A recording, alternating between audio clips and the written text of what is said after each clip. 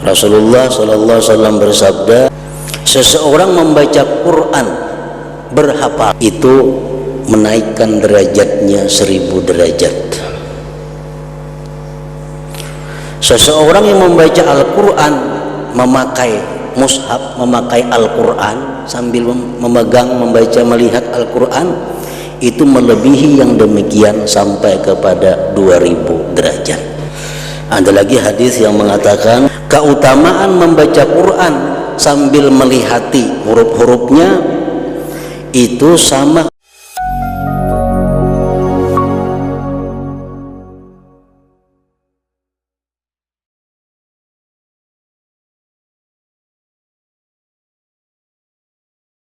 jika didapat sembahyang itu sempurna, maka diterima sembahyang daripadanya dan diterima pula sekalian amal kebaikannya. Jika didapat itu sembahyang kurang, maka sembahyang itu ditolak atasnya dan ditolak seluruh amal kebaikannya.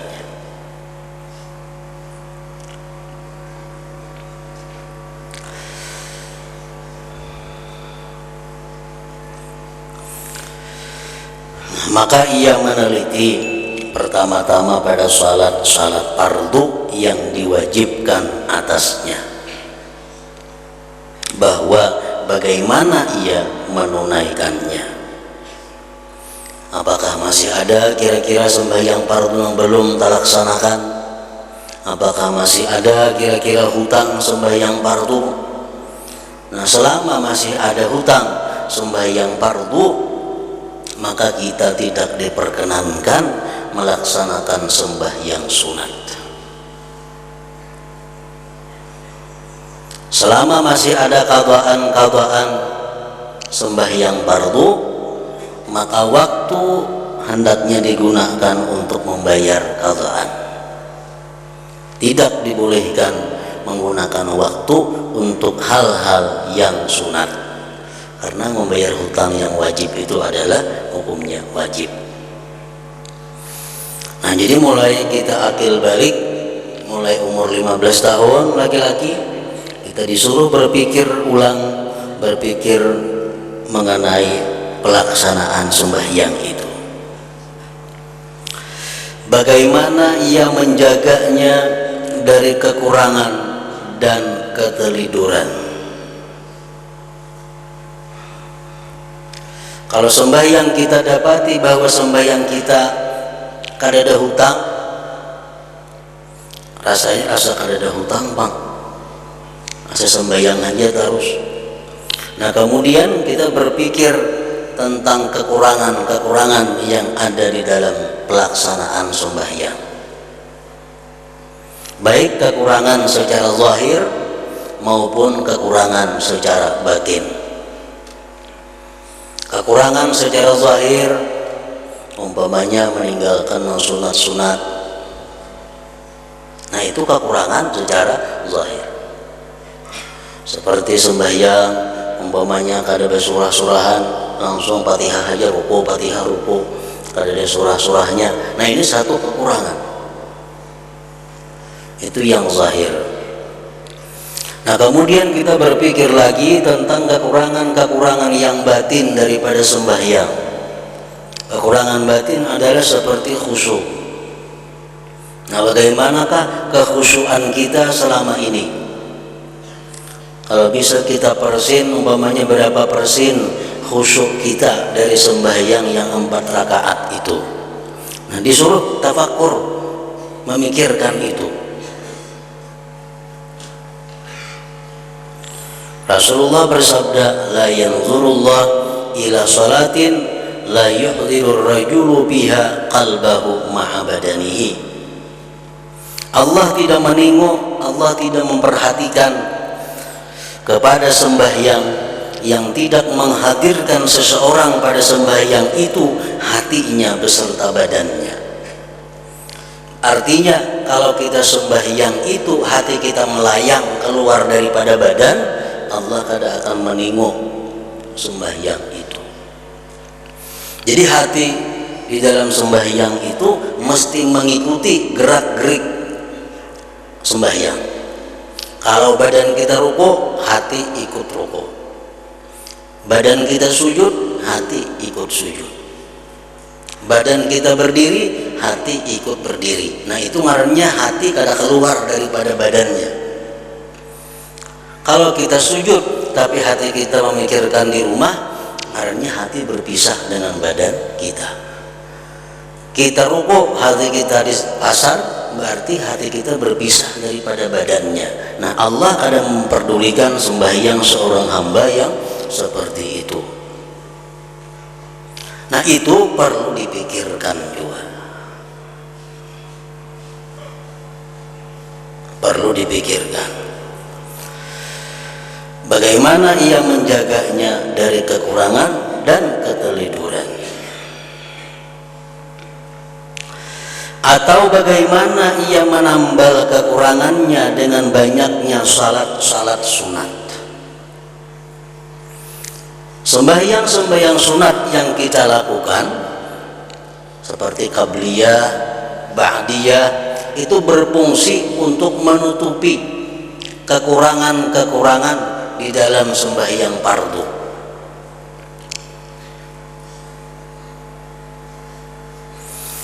Nah kita disuruh berpikir bagaimana sembahyang sunat kita, apakah terlaksana qabliyahnya, ba'diyahnya. Nah jadi memikirkan hal-hal yang seperti itu merupakan berpikir yang bernilai pahala. Berpikir seperti yang tadi itu lebih baik daripada ibadah setahun. Kita duduk, kita berpikir, wah sembahyangku ini kayak apa selama ini. 4 rakaat sembahyang, paling-paling serakaat nang khusyuk, paling-paling setengah rakaat nang khusyuknya, nang lainnya kada tahu lagi kemana arahnya. Nah berpikir seperti itu.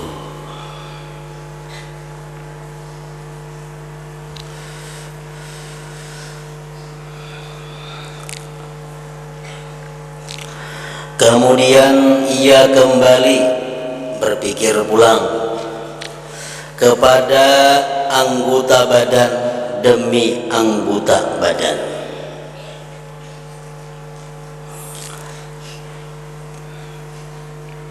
Maka ia bertafakur tentang perbuatan-perbuatan yang berkaitan dengannya daripada yang dicintai oleh Allah Ta'ala.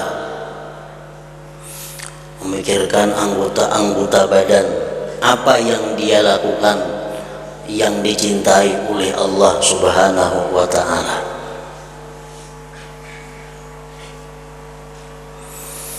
Maka ia berkata umpamanya, sesungguhnya mata diciptakan untuk memandang pada kerajaan langit dan bumi, untuk mengambil i'tibar.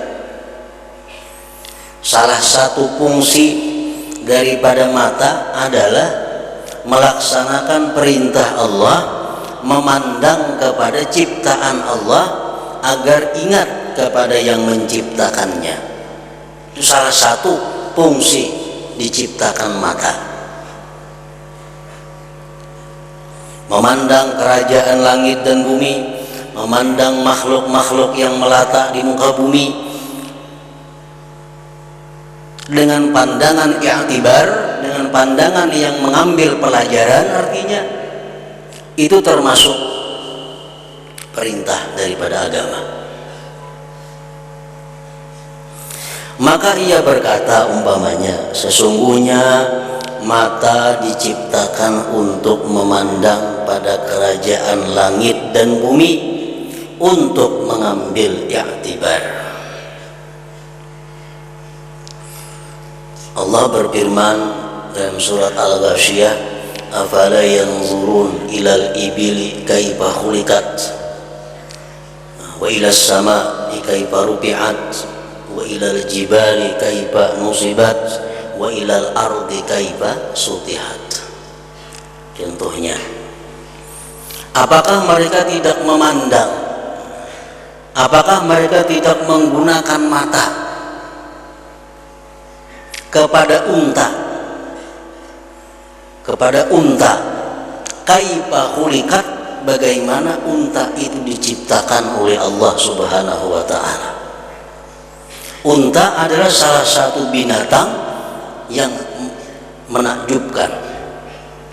Unta salah satu binatang yang ajaib daripada binatang-binatang lainnya. Nah, Allah menyuruh kita, apakah mereka itu kadang menggunakan mata untuk melihat unta? Bagaimana unta itu diciptakan oleh Allah Subhanahu wa taala. Nah, para ulama tafsir menjelaskan kenapa Allah Subhanahu wa taala mencontohkan unta. Karena mencontohkan kuda. Padahal kuda sangat terkenal di tanah Arab di samping unta. Ada lagi himar, keledai. Ada lagi bagal. Tapi yang disebut Allah unta. Nah, para ulama tafsir menjelaskan bahwa di antara kelebihan unta daripada binatang-binatang lainnya itu adalah bahwa unta ini mampu berjalan, mengangkut manusia dan mengangkut barang perjalanan yang sangat jauh yang memakan waktu berbulan-bulan. Itu unta aja nak kawa. Kalau sapi ada tahan. Nah, ini keunggulan unta. Kelebihan si unta itu dia berjalan berbulan-bulan membawa beban yang berat. Nah, kemudian kelebihan unta daripada yang lain yang kita pandang sebagai iktibar keajaiban ciptaan Allah Subhanahu wa taala, bahwa unta ini mampu memakan rumput apa aja dimakannya, walaupun rumput itu berduri itu dimakannya.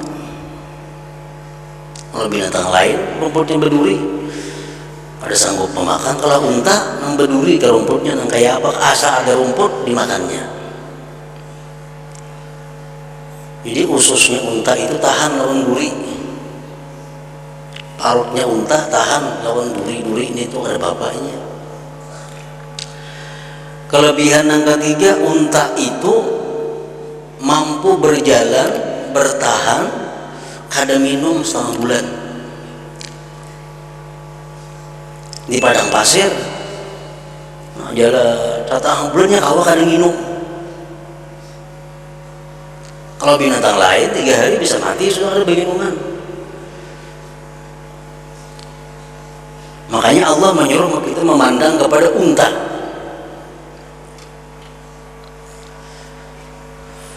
Nah, kelebihan unta lagi, unta ini yata'atsaru bisautil hasan, dia memberi bekas dengan suara yang baik. Kalau sapi itu dipukul hanya belaju, kuda kan di talinya hanya dibuka. Kalau unta kada, bila dinyanyiakan dibuka. Makin nambahnya suaranya baik, makin laju bukanya. Jadi menyuruh unta itu laju berjalan kada perlu dipukul. Disairakannya apa kasairnya ini? Nanya laju jalannya sudah. Yata'atsaru bisautil hasan.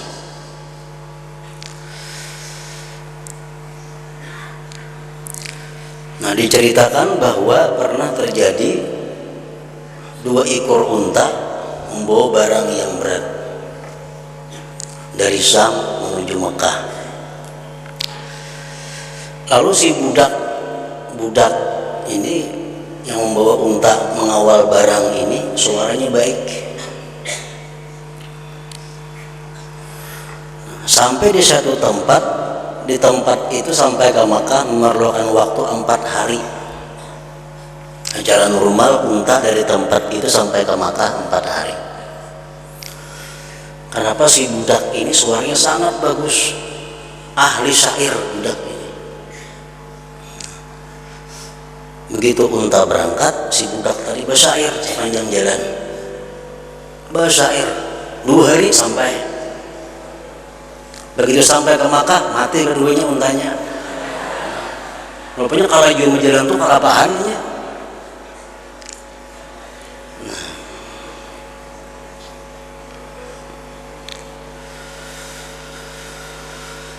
Nah, jadi fungsi mata Allah menciptakan untuk memandang hal-hal seperti itu. Keajaiban ciptaan Allah Subhanahu wa taala yang menunjukkan kehebatan dan kekuasaan penciptanya.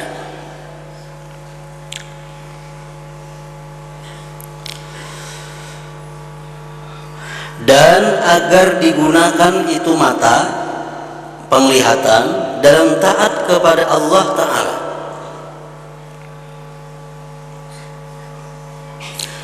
dan memandang pada kitab Allah dan sunnah Rasulullah Sallallahu Alaihi Wasallam. Kita membaca Al-Quran menggunakan mata, itu menggunakan mata dalam hal ibadah. Kita membaca Al-Quran dengan melihat Al-Qur'annya, itu mensyukuri nikmat mata. Rasulullah sallallahu alaihi wasallam bersabda, qiraatul rajul al-Qur'ana bi ghairil mushafi alfu darajah wa qiraatuhu bil mushafi yudha'ibu dzalik ila alfai darajah. Seseorang membaca Quran berhafal itu menaikkan derajatnya 1000 derajat. Seseorang yang membaca Al-Quran, memakai mushaf, memakai Al-Quran sambil memegang, membaca, melihat Al-Quran, itu melebihi yang demikian sampai kepada 2000 derajat. Nah, dengan adanya kita membaca Al-Quran itu lalu menggunakan mata untuk ibadah kepada Allah. Ada lagi hadis yang mengatakan fadlu qiraatil Qur'an nazara ala man yaqra'uhu zahira kafadil faridah ala nafilah. Keutamaan membaca Quran sambil melihati huruf-hurufnya itu sama lawan sesuatu yang fardu dibanding yang sunat. Orang yang membaca Al-Quran dengan menggunakan Al-Quran dibanding lawan orang yang menghafal, pahalanya sama ibadah fardu dengan ibadah sunat.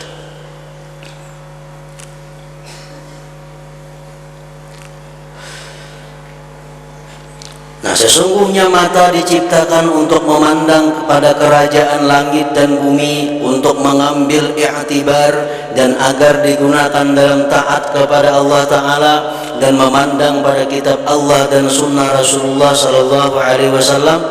Dan saya mampu menyibukkan mata, saya mampu menggunakan mata dengan mutalaah Al-Quran dan sunnah, lalu mengapa saya tidak mengerjakannya? Itu yang dipikirkan.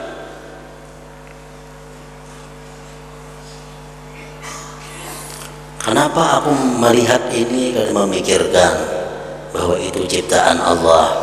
Kenapa aku kadang membaca Al-Quran? Kenapa aku kadang membaca hadis-hadis Rasulullah? Padahal aku ada waktu untuk itu. Padahal aku ada kemampuan untuk itu. Kenapa maka kada dicari penyebabnya? Kenapa? Nah, tafakur, pikirkan yang seperti itu.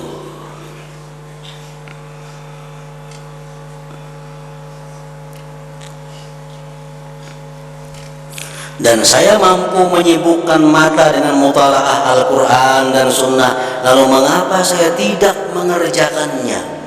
Pasti ada masalah. Kenapa kulir membaca Quran? Karena memandang-mandang nang ajaib dari makhluk Allah, kada ingat lawan Allahnya. Padahal aku ada waktu, padahal mataku sihat. Kenapa aku kada bisa melakukan itu? Apa penyebabnya? Nah, tafakur itu.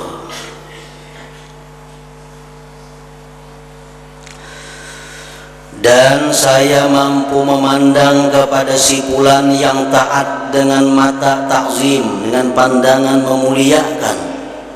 maka saya menyenangkan hatinya, dan saya memandang kepada si fulan yang fasik dengan mata penghinaan, pandangan penghinaan, maka saya mencegahnya dengan demikian itu dari perbuatan maksiatnya, maka mengapa saya tidak mengerjakannya?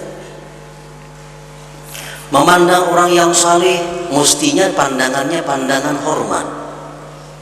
Memandang orang-orang yang nyata-nyata fasik mestinya pandangannya pandangan yang sinis. Tapi kenapa aku kada bisa melakukan itu? Memandang orang yang saleh sama, memandang orang fasik kayak itu juga. Kenapa kada bisa merubah pandangan itu? Nah, berpikir.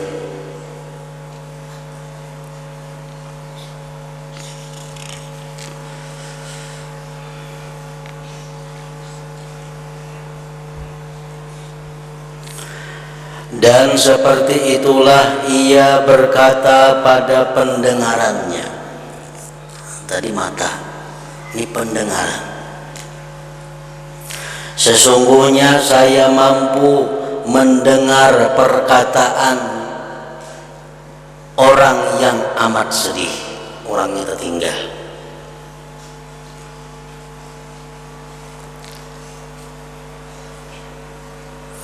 Sesungguhnya saya mampu mendengar perkataan orang yang amat sedih, mendengari keluhan-keluhannya, mendengari penderitaan-penderitaannya, mendengari hajat-hajatnya, atau mendengar hikmah dan ilmu, atau mendengar bacaan Al-Quran dan zikir. Lalu mengapa saya mengusungkannya? Pada telingaku kada tuli, waktuku ada untuk mendengari ilmu, mendengari Quran. Kenapa aku kada sampat itu?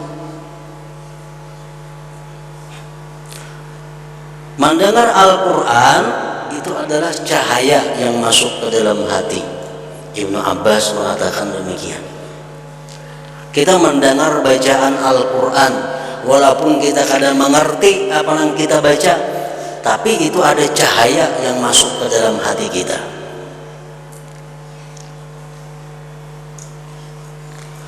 Kita mendengar orang membaca sejarah-sejarah tentang Nabi Muhammad Sallallahu Alaihi Wasallam, membaca tentang kisah kelahiran Nabi, membaca tentang kisah-kisah perangnya Nabi.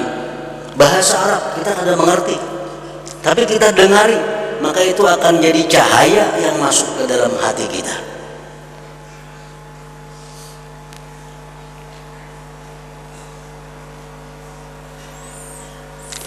Nah, kenapa saya mengusungkannya? Kenapa kada tertarik mendengarnya? Itu mesti jadi bahan pemikiran.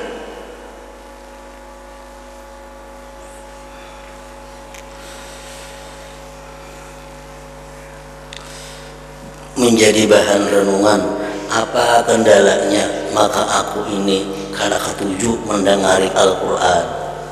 Apa sebabnya aku ini kada ketuju mendengari ilmu? Apa masalahnya? Dan Allah telah menganugerahkan kenikmatan kepadaku dengannya, pendengaran, dan menitipkannya kepadaku agar saya bersyukur kepadanya. Mendengari Al-Quran berarti mensyukuri nikmat telinga. Mendengari ilmu bersyukur nikmat telinga. Maka mengapa saya mengkufuri kenikmatan Allah padanya? Kenapa kita ketujuh mendengari hal-hal yang kada bermanfaat? Kenapa ketujuh mendengari hal-hal yang maksiat? Mengkufuri kenikmatan Allah padanya dengan menyia-nyiakannya itu pendengaran, atau mengusungkannya daripada amal kebaikan. Nah, itu jadi renungan juga, jadi pikiran mestinya.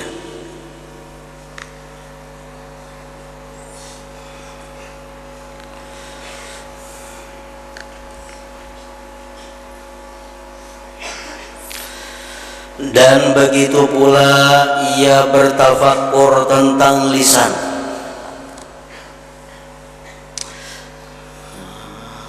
Dan ia berkata, sesungguhnya saya mampu mendekatkan diri kepada Allah Ta'ala dengan mengajar, memberi nasihat,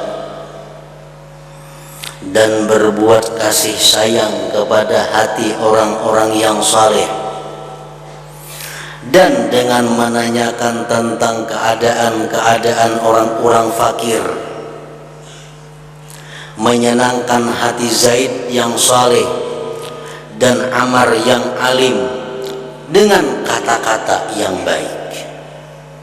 Setiap kata-kata yang baik adalah sedekah.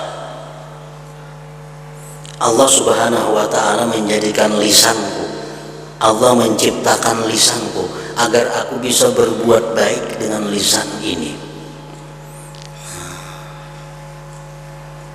Kalau lisan kita ini kada suka berbuat kebaikan, lisan kita ini malas berbuat seperti tadi, nah, direnungkan, dipikirkan kenapa penyebabnya itu. Nah, jadi kita berpikir sedikit nangka itu aja sudah dapat pahala lebih daripada setahun ibadah. Tafakkur sa'atin, hanya berpikir sesaat, belum lagi kita bergerak untuk melaksanakan pikir itu, hanya berpikir sudah dapat pahala.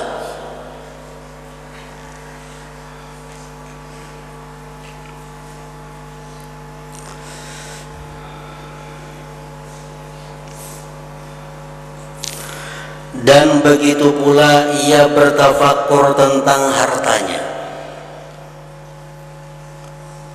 Maka ia berkata, saya mampu bersedekah dengan harta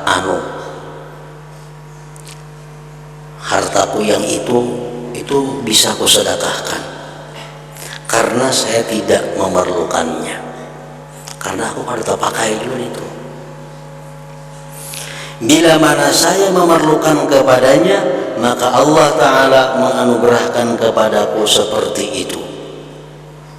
Dan kalau saya memerlukannya sekarang, maka saya kepada pahala mengutamakan orang lain itu lebih memerlukan daripadaku kepada harta itu.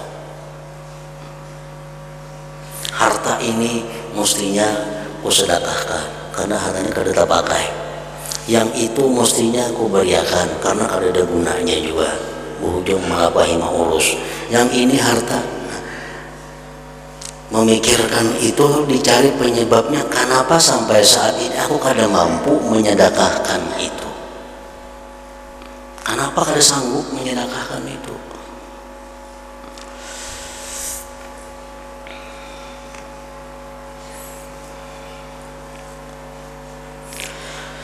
Dan begitulah ia memeriksa tentang semua anggota badannya, sejumlah badannya, dan semua hartanya, bahkan tentang semua binatangnya, budak-budaknya, dan anak-anaknya.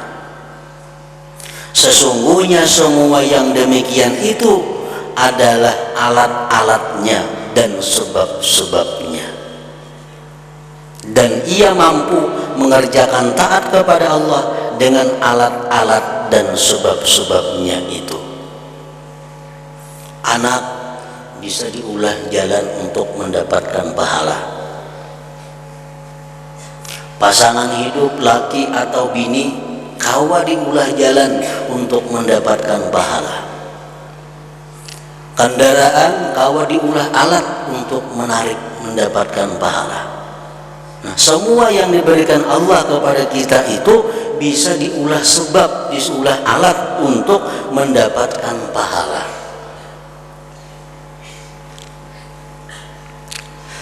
Maka ia menerapkan dengan pikiran yang halus kepada macam-macam amalan taat yang mungkin dengannya.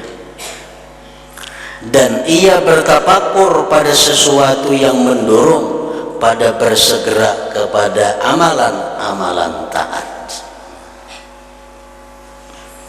Jadi mesti dicari jalan keluarnya, solusinya kayak apa.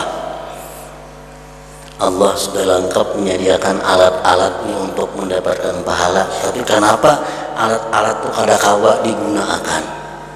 Kenapa alat-alat yang diberikan Tuhan itu kada mampu kita jalankan untuk mendapatkan pahala sebanyak-banyaknya?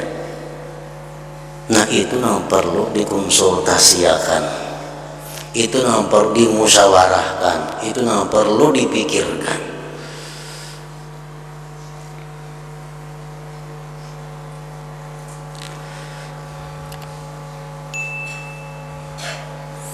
Salah seorang sahabat Rasulullah Sallallahu Alaihi Wasallam pernah datang kepada Nabi, wahai Rasulullah, kenapa ulun ini takutan mati?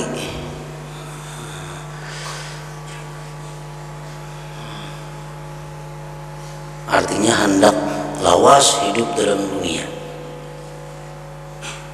Padahal Rasulullah mengatakan ad-dunya sijnul mukmin. Dunia ini adalah penjaranya orang yang beriman. Dunia penjara orang beriman. Mestinya setiap orang beriman tuh nak lakas keluar di penjara.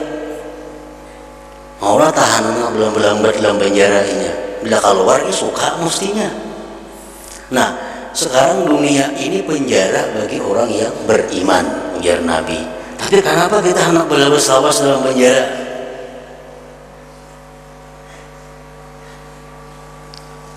Semua anak panjang umur, ketujuh dalam penjara.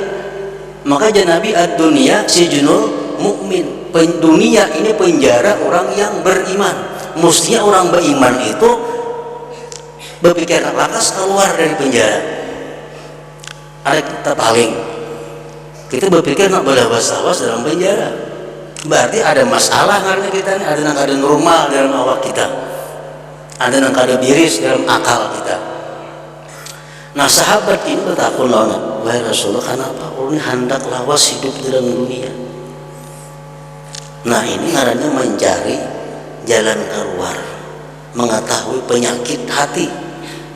Ini ada penyakit nih, anak panjang umur ini ada penyakit.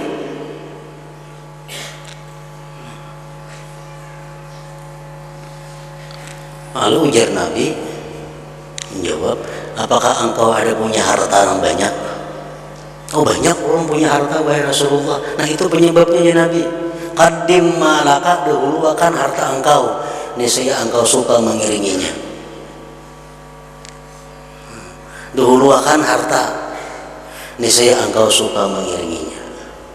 Nah, kalau harta ini sudah kita sedekahkan, harta ini kita wakafkan, kita akan suka mengiringinya. Nah, maulah kita takutan matinya ditinggali banyak. Nang di sana kada ada, nang diharap-harap. Nah, jadi contoh sahabat nang macam tadi, sahabat nang pintar ngarannya, sahabat nang berpikir mencari jalan keluar. Mbak diriku ini ada penyakit nih. Kenapa aku suka hidup dalam dunia? Karena dunia ini kada baik. Nah, kenapa kita ada diisi mata, kita ada diisi lisan? Kenapa kita kada bisa menggunakannya dengan taat? Kenapa kita malas dengan zikrullah? Kenapa kita malas menggunakan telinga mendengar ilmu Quran? Pasti ada masalah dalam diri kita. Nah, dicari jalan keluarnya kayak apa supaya rajin mendengar kebaikan, berkata kebaikan. Nah, dan ia bertafakur tentang keikhlasan niat pula pada amalan taat itu. Taatnya sudah diamalkan, pikirkan ikhlasnya macam apa. Apakah sudah ikhlaskah amalan selama ini atau belum ikhlas? Dan ia mencari tempat dengan berhak baginya sehingga amalnya bersih dengan niat itu. Maka bandingkanlah kepada ini akan amalan-amalan taat lain.